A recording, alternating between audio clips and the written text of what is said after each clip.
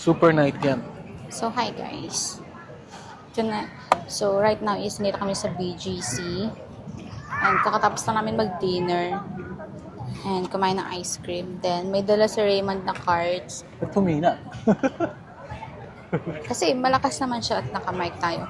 So, this is the comfort cards. So, ang gagawin namin is may mga questions dito. So, yun yung i-ask namin sa bawat isa.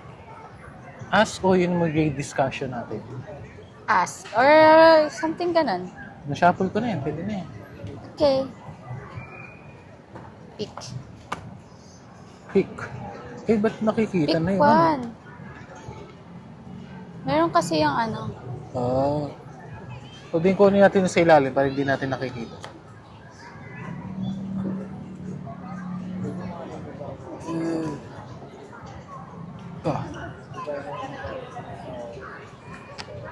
So, this is the question. Let me read. May oras ba na mas pinili mong manahimik kaysa mag-open up? Bakit? Meron ba? Manahimik. Mag-open up.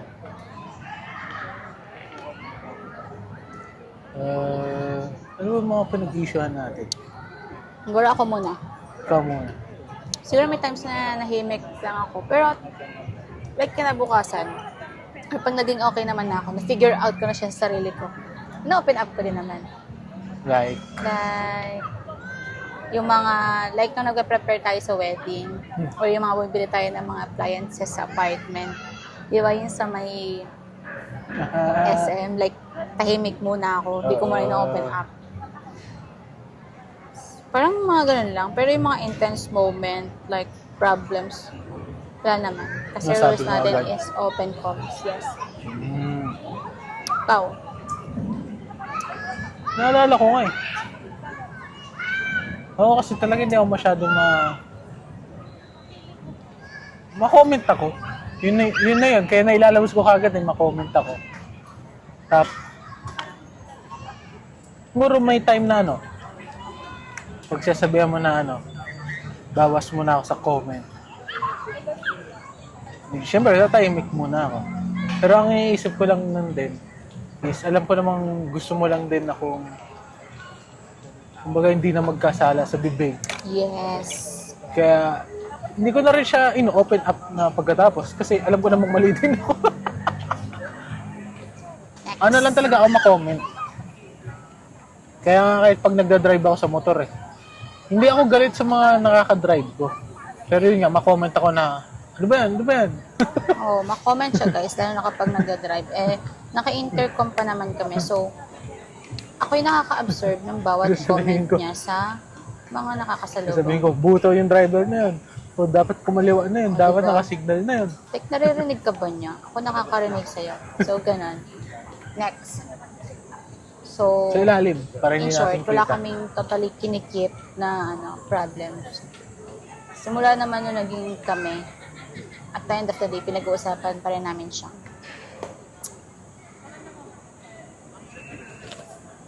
What makes you want to continue? Yun lang.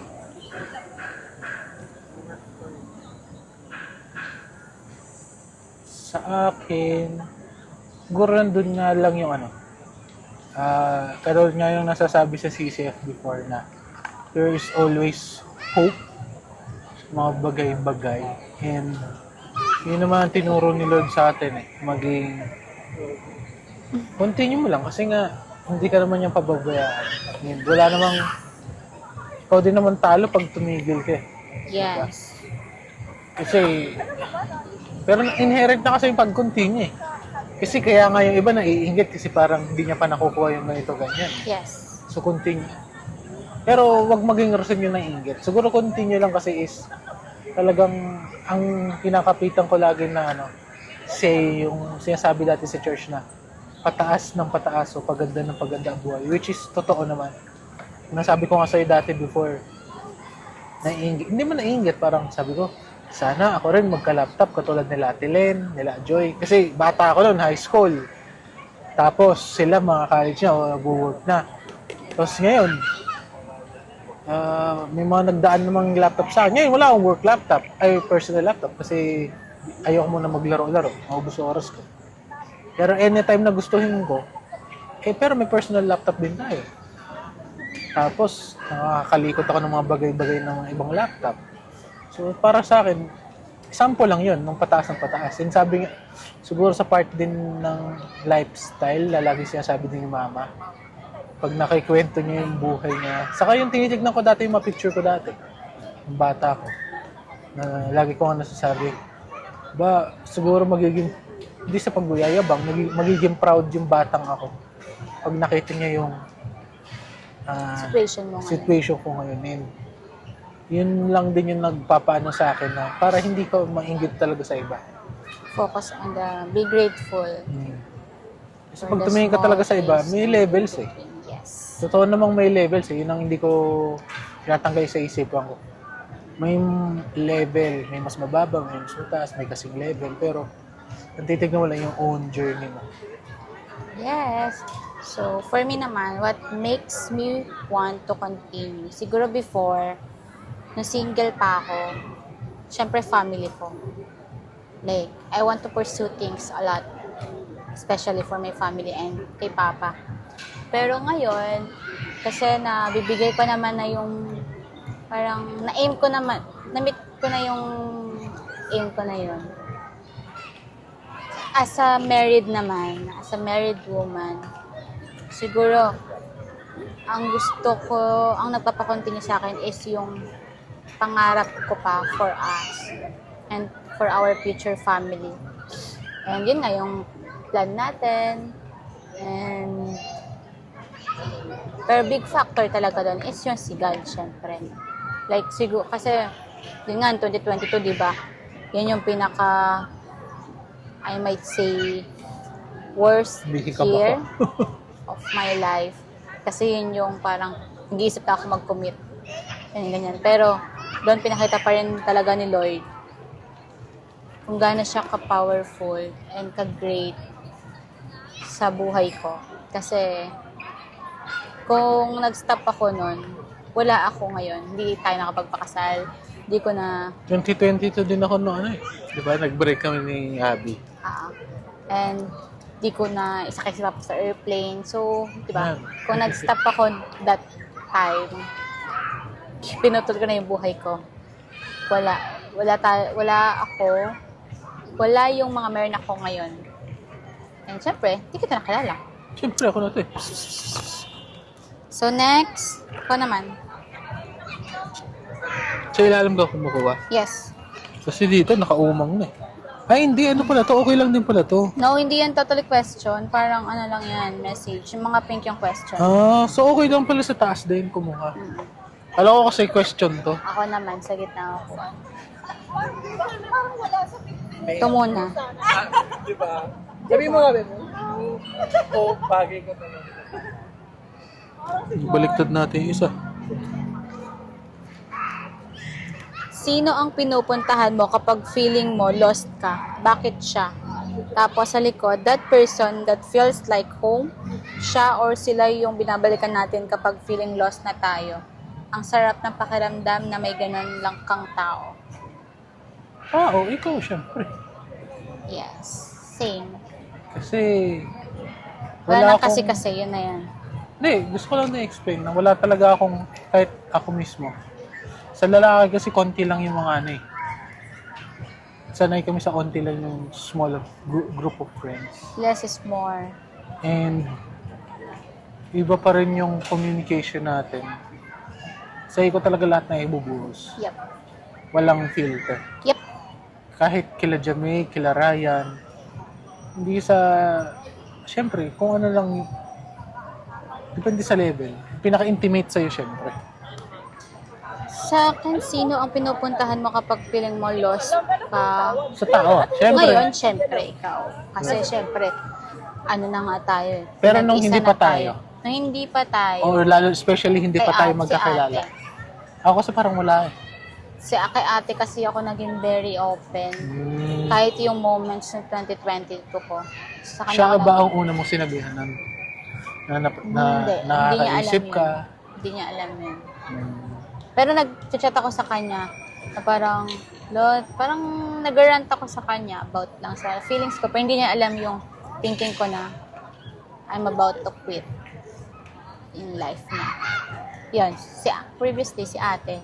Ngayon, ikaw na. To open up, very open pa rin naman kami ngayon ni ate. Except lang yung sa mga, Sabagay. syempre yung about sa relationship natin na dapat tayo lang nakaka. Sa bagay, nung hindi pa tayo magkakilala, si Jame. And wala naman kasi ako nakikikwento sa kanya super intimate dahil hindi ko naman, hindi, nakikikwento ko yung nangyari sa akin sa ex ko. So, ganun. Oo, siguro si Jame saka si James. Ayan, ako na. Ganun oras tayo dito.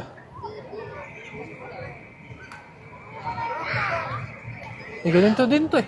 Parehas eh. O binalik mo dito. Saan ka ba bumunot? Dito. Dito to eh. Sino ang unang tao na sinasabihan mo kapag masaya ka? Paano siya nagre-respond? Masaya. Ikaw din. Masaya. Ako, ikaw din. Pag may achievement ako, kahit nung hindi pa tayo mag-asawa, minsan mas una mo pang malaman kaysa kalamaman. Diba? Sino ang unang tao na sinasabihan mo kapag masaya ka? Ako, ikaw din. Tapos, dahil parang one in one na nga talaga tayo. Pag masaya ako, masaya ka din. Pag malungkot ako, malungkot ka din. Oh, kaya nga pag may time na bigla ka tahimik, Damay ka. damay din ako. Kaya nangungulit ako. Kaya matanong ako. Siguro, May times na ayoko yung parang tinatanong. matanong. Nakakaltan ako. Yun naman ang tinatry ko labanan na kaya din ako matanong kasi nasanay ako minsan sa mga babae na hindi lang dati dahil sa ex ko. In general, kahit yung mga kaibigan ko babae towards the boyfriends din na pag may ganitong sinabi, hindi yung totoo. Kaya minsan, uulitin ko, totoo ba talaga? Hanggang sa medyo pag nakukulitan ka na, sige, naniniwala na ako na yun na talaga. Next. Ano ang pinakamasayang memory mo at bakit sobrang mahalaga ito sa'yo? Yung sa akin, yung wedding. When times get tough, balikan mo ang masasayang alaala mo. It might help. Wedding, saka yung mga travel natin nang hindi pa tayo nakamotor. Bukod sa nakamotor, kahit yung hindi pa tayo nakamotor. Sa akin, ang pinakamasayang memory mo at bakit sobrang mahalaga ito? Wedding din. Parang walang tutumba sa Saka yung wedding moments natin. Hindi lang yung pinaka-celebration itself, pero yung the moment na blessed na tayo, na kinasal na tayo. Yan yung mga pinaka-precious. for pinaka-top me. 1 ko, syempre naging blessed. Nagiging isa tayo doon. Yes. At pangalawa doon yung time na kikita ko yung mga parents Yes. mo, si mama. Doon nga, medyo part ng din, nalulungkot ako doon kasi wala si papa. Wala si Papa. Pero siguro masaya lang ako doon kasi nga Napagsama-sama natin yung mga mahal natin, no? saka alam ko, nararamdaman ko dati si mama pa naman. Kahit alam ko nagkaroon kami dati ng may time na nag-aaway kami or nandun pa rin yung kagustuhan niya na makasal lang ako, mapunta ako sa tamang tao ba? Yes. Kasi doon din natin narinig yung mga parang mga message nila na nun lang natin narinig. Especially na sabi nga ni Mama Kala na the moment na nakita niya na ako, parang alam niya na ako yung para sa'yo. Nadali mo ng 24 chicken. Saka si JJ. Hanggang ngayon, dinala natin ng chicken dyan. 24 chicken pa rin gusto. Ako naman. Yu-Gi-Oh! Draw card!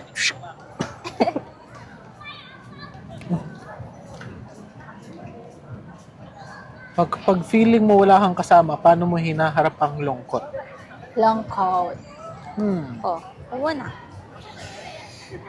Hindi ko talaga... Siguro dalawa yung sagot ko kasi kasal at hindi kasal. Yun naman yung Nung natin. kasal tayo, syempre, hindi ko na ito nararamdaman na mag-isa ako. Lagi kang nandyan. But, nung hindi pa ako kasal, alam ko naman na sa strict side ng pagmamahal, andun si mama. Sa parang soft side, si Lord talaga ang nilalapitan ko lang. Yes. Doon strict din naman si Lord. What I mean is, kay mama kasi yung talagang real talk. Kapag feeling mo wala kang kasama, paano may naharap ang lungkot? Ako nung hindi pa tayo magkasawa, siguro yung life ko muna, na hindi pa ako Christian. Emote ako ng emote. Ang mga, papatugtog ako ng mga music, malungkot na nga. Papatugtog pa ako ng mga sad songs. Ay, ganun din na pala ako. Tapos, nung nakakilala na ako kay Lord, yun, parang prayer na. Parang si Lord na yung Sipin mo yung bag ko. kinakausap ko na si Lord. Kung ano yung nararamdaman ko. Nakikinig ng worship songs. Tapos yun nga, kung mag-asawa naman na tayo. Wala na, kasi dyan ka na King. Tapos, yun, may times na nakakaramdam pa rin pala ako ng lungkot kahit mag-asawa tayo kapag naalala ko si tatay, diba? But still, And yun yung sabi ko, naman, minsan magiging binibigay okay ko din kay naman. Lord yun pag sinasabi mo yun. Kasi sa isip ko, ang lalaki kasi yung natural na yung parang pag sinabihan mo ng problema, alam ko mas gusto ng babae, parang damayan mo muna saglit. Yung lalaki naman, ang wiring ng thinking yan is, hindi sa wala siyang pakialam sa'yo. Gusto niyang agad i-fix para, kasi nga ayaw niyang nakikita, ayaw ng mga lalaki nakikita yung mahal nila na nasasaktan. Napanood ko lang yun sa ibang TV series, pero totoo siya na yung babae gusto niya munang damay. Yung lalaki kasi parang nakikita ka niya, nalulungkot, nasasaktan. I-fix niya kagad. Eh yung sa part, pag sinasabi mo yung kay tatay, wala akong magagawa. Ano gagawin ko? Buhayin ko siya. Kaya sabi ko, Lord, kayo po comfort sa kanya or kung ano man yung kaya kong gawin. Kasi kung mag-iisip ang fix, ano gagawin ko? Pinuntahan ba natin sa cemetery, babangon doon. Wala. Kaya sa mga part na yun, kay Lord ko binibigay. Pag tingin mo nalulungkot ka. Kung nalulungkot ka naman kay Papa, at least kaya kung gawa ng paraan. Tara, uwi na tayo. Diba? Yes. Ayun. Next. Anong ginagawa mo para mapanatili ang balance sa buhay kahit na hindi madali? Balance is all about making time for what is important. Hindi kailangan perfect, basta you're trying. Balance ng buhay. Sa ngayon, yung time management ko, hindi pa siya perfect, pero tinatry ko na talaga na, dati kasi natutulog ako alas 5 eh. Hindi, di ba? And na-realize ko, sabi ko, patapos ko na sa work, ako matutulog pa lang. Pag-gising ko ng 9, 10, inaantok ka na. Diba? Kaya tinatry ko kaya unti-unti ngayon. Dati nakakatulog ako 3. Itong nakaraan, nakatulog na ako 2. Ang gusto ko talagang ma-aim, makatulog ako ng saktong 12 para maayos pa rin yung tulog ko. Tapos gising na ako ng mga 6, 7. Diba? Ako naman, anong ginagawa mo para mapanatili ang balanse ng buhay kahit na hindi madali? Actually, babaguhin ko yung mapanatili. Kasi right now, minemaintain ko pa lang siya. Yung Working on it pa lang ako. Yun nga, yung time management din Ganun sa din. work.